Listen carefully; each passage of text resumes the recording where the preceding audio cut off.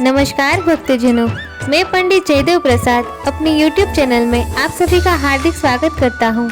जन्माष्टमी की आपको ढेर सारी बधाइयाँ। आज मेरे गांव में नंदोत्सव मनाया जाएगा, जिसमें मेरे बड़े भैया कृष्ण प्रसाद, जो भी बाल गोपाल बने हुए हैं, वे भी हिस्सा लेंगे। साथ ही गांव के अन्य मित्र भी इसमें हिस्सा लेंगे। तो प्रिय भक्तजनों, आज हम गर्ग संहिता में से श्री कृष्ण के जन्मोत्सव की कथा का रसपान करेंगे। तो प्रिय भक्तजनों, साक्षात भगवान श्री कृष्ण सर्वप्रथम वसुदेव जी के मन में उद्भासित हुए। भगवान का आवेश होते ही सूर्य, चंद्रमा अग्नि के समान महान तेज से उद्भासित हो उठे, मानो उसके रूप में दूसरे यज्ञ नारायण ही प्रकट हो गए हो। तत्पश्चात सबको अभय देने वाले श्री कृष्ण देवी देवकी के घर में आविष्ट हुए। इससे कारागृह में माता देवकी दिव्य तेज से दमक उठे। देवकी के उस तेजस्वी रूप को देखकर कंस मन ही मन में भय से व्याकुल हो उठा कि मेरा प्राणहत्ता आ गया है, क्योंकि इससे पहले मैंने ऐसी तेजस्विनी नहीं देखी है। इस शिशु को जन्म लेते ही मैं अवश्य मार डालूंगा, यह कहकर वह भय से विह्वल हो गया और उस बालक के जन्म की प्रतीक्षा करने लगा।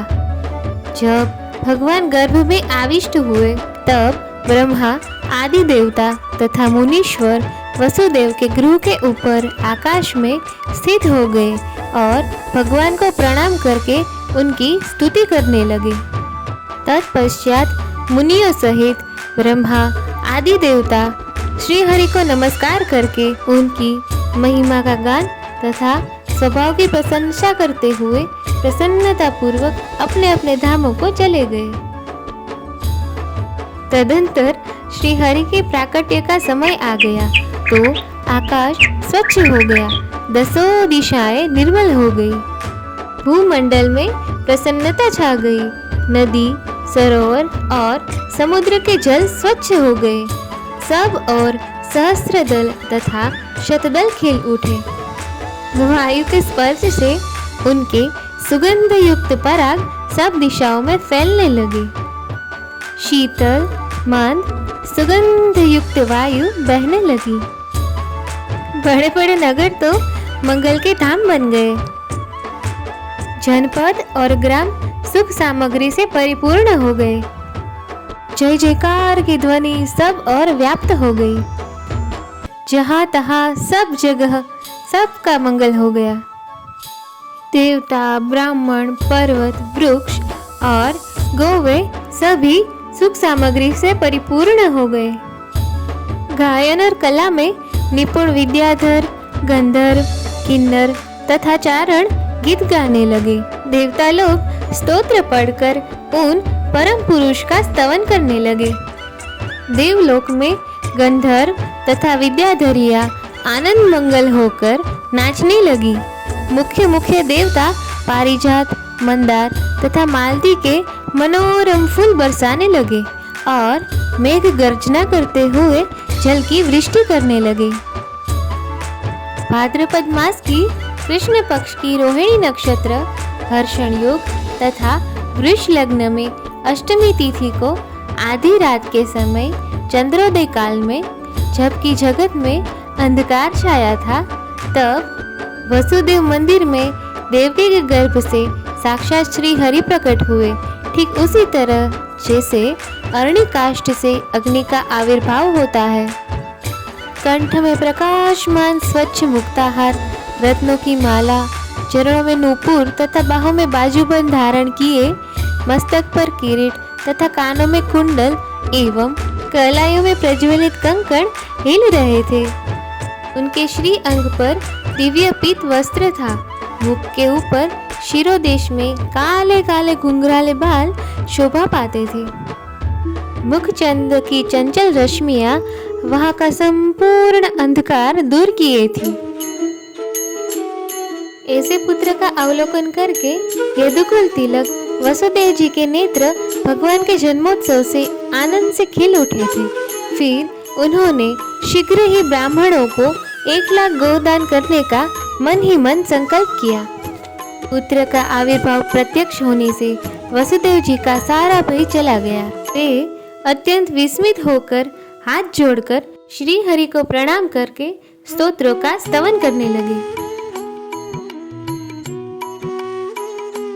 अतः सर्व देवता स्वरूपिणी देवकी को भी यह ज्ञात हो गया कि मेरे घर में परिपूर्णतम भगवान साक्षात श्याम सुंदर श्री कृष्ण का आविर्भाव हुआ है। अतः वे भी उन्हें नमस्कार करके बोली, हे सच्चिदानंद श्री कृष्ण, हे अगणित ब्रह्मांडों के स्वामी, हे परमेश्वर, आप पापी कंस के भय से मेरी रक्षा कीजिए। तो प्रिय भक्तजनों, माता पिता की ओर से किया गया यह स्तवन सुनकर पापनाशन साक्षात परिपूर्णतम भगवान श्री कृष्ण मंद मंद मुस्काते हुए देवकी तथा वासुदेव जी से बोले, पूर्व सृष्टि में ये माता पतिव्रता पूषणी थी और आप प्रजापति सुतपा। आप दोनों ने संतान के लिए ब्रह्मा जी की आज्ञा से अन्न और जल का त्याग करके बड़ी भारी तपस्या की थी।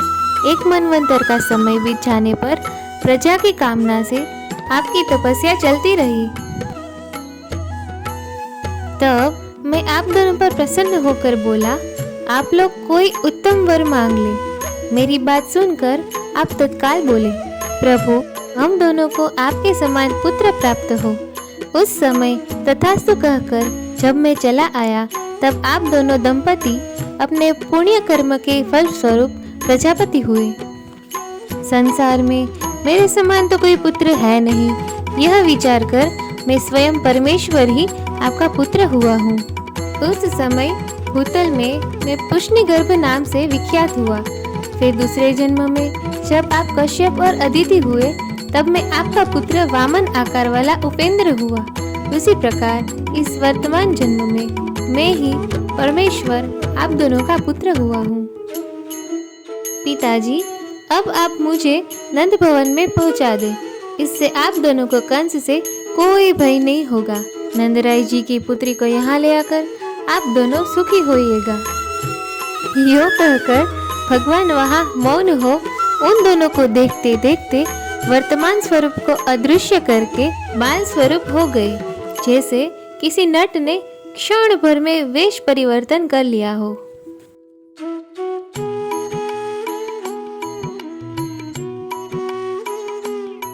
शिशु को पालने में सुलाकर जो ही वसुदेव जी उन्हें ले जाने के लिए उद्यत हुए, त्यों ही महावन में नंद पत्नी के गर्भ से योगमाया ने स्वतः ही जन्म ग्रहण किया। उन्हीं के प्रभाव से सब लोग सो गए। पहरेदार भी नींद लेने लगे। सारे दरवाजे मानो किसी ने खोल दिए हो।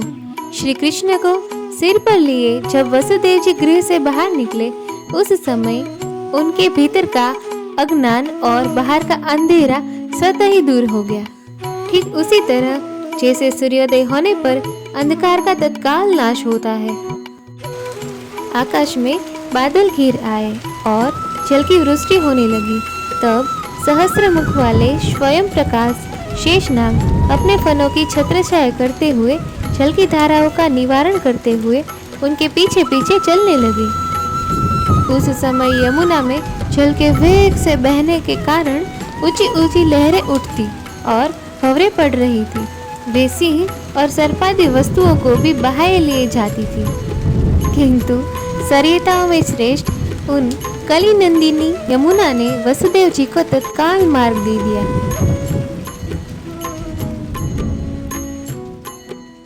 नंदराय जी का सारा व्रज गाढ़ी निद्रा में सो रहा था।